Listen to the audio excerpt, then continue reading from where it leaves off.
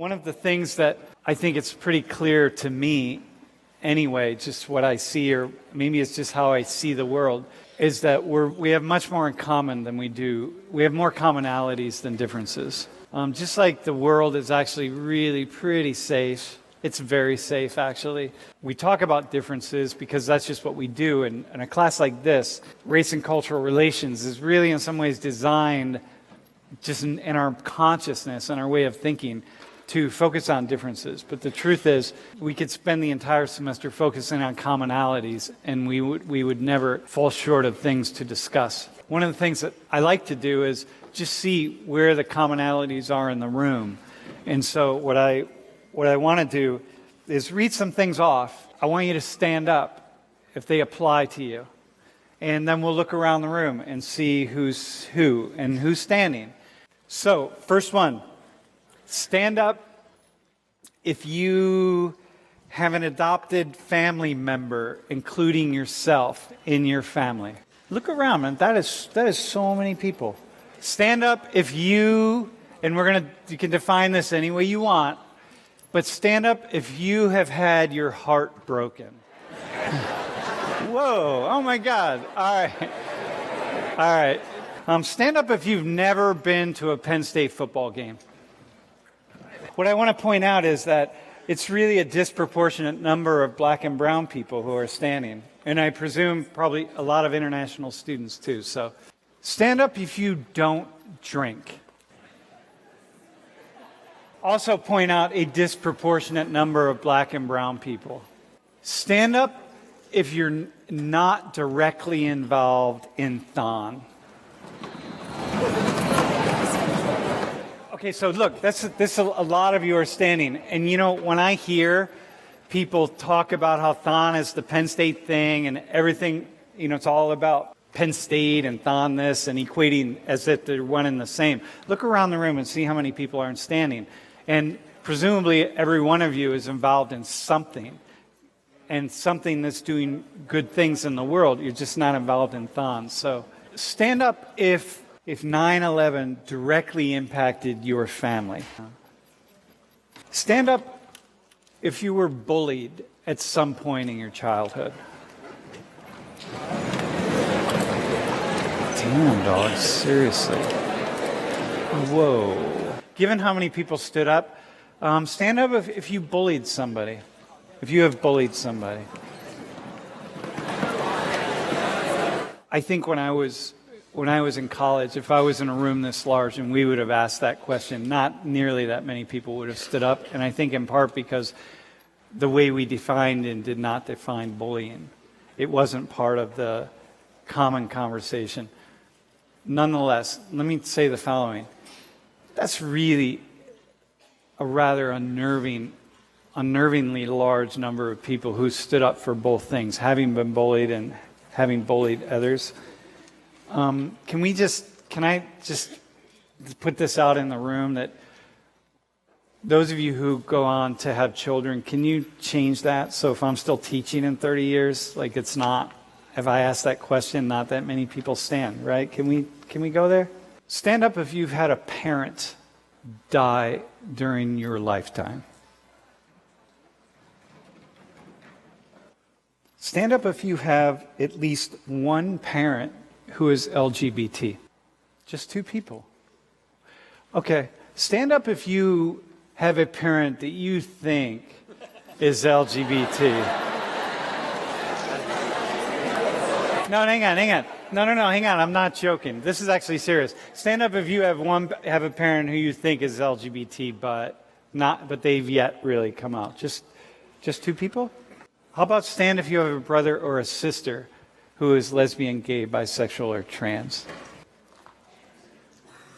Cool.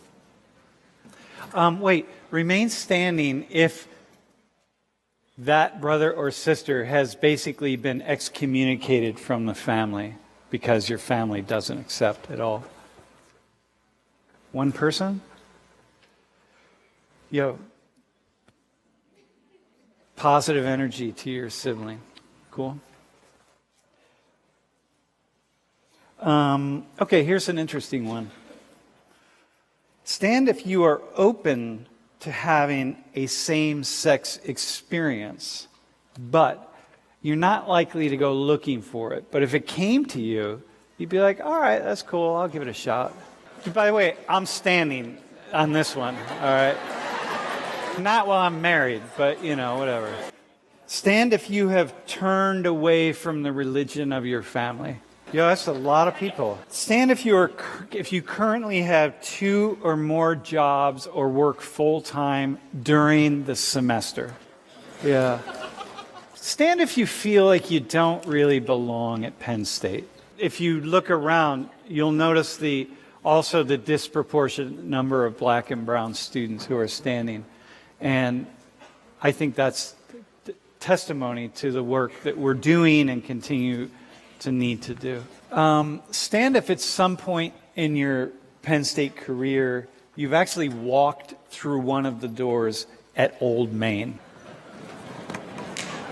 It seems like such an easy thing to do, but a lot of people don't do it. Okay, cool, thanks. Stand if you have personally spoken with Gary, the Willard preacher, and had a normal conversation. Cool. Can I just say, not enough of you are standing. Gary has this thing that he does in between classes where it's sort of like the shock thing, right? Because he wants to get you to stop and engage, so that's what he does. You might say, like, oh, but he says all these horrible things. Well, so do a lot of people. So does Donald Trump, and people still like him, so... I would really recommend, if you're walking by Willard and there's no one else out there, go and talk to him. That would be your shot, because you won't debate him. You'll just talk he's to him. really awesome. He's a cool guy. He and I have done a lot of debates. It wasn't really a debate. It was just me agreeing. And the only reason I really did it is because I want people to hear. And by the way, this is for Christians. If those of you who think that I bash Christians, I don't know if you think that anymore, but I don't think I do. Do I? But I really was doing it just so people could hear Gary actually have a normal conversation. Talk to him about his drug use when he was in college, by the way. That's really interesting. Okay, stand if you have hooked up with someone of a different ancestry or race. Stand if you've ever been in handcuffs. Not because you were hooking up, right? Okay, hang on. And then remain standing if you've seen the inside of a jail cell. And remain standing if you absolutely deserved to see the inside of that jail cell. Dude, 1, 2, 3. Stand if you're a hugger. Stand if you... It's really just for whatever reason, just you don't really like to be touched and you don't like to be hugged and you don't want to hug. Yeah. Stand if you've never smoked marijuana.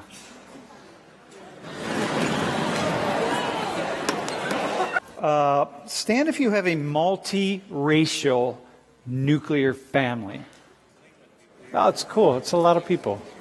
Stand if you virtually never give a serious thought to what you look like.